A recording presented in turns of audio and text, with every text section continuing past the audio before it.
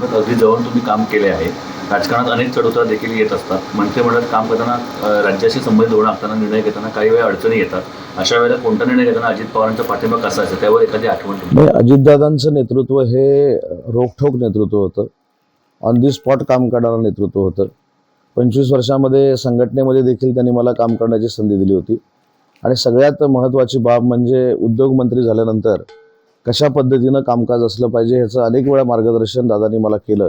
आणि सगळ्यात महत्त्वाचं गोष्ट माझ्या राजकीय जीवनामध्ये पहिला जो 15 वर्षाचा टप्पा होता, 20 वर्षाचा टप्पा होता, हे सगळे राजकीय वर्ष मी अजितदादांबरोबर काढलेली होती. आणि म्हणून एक फार मोठं दुःख माझ्यासारख्या कार्यकर्त्याला झालेलं आहे. आणि अजितदादांचं जाणं हे महाराष्ट्राच्या राजकीय वातावरणातली फार मोठी पोकळी आहे आणि ती कधीही भरून येऊ शकत नाही.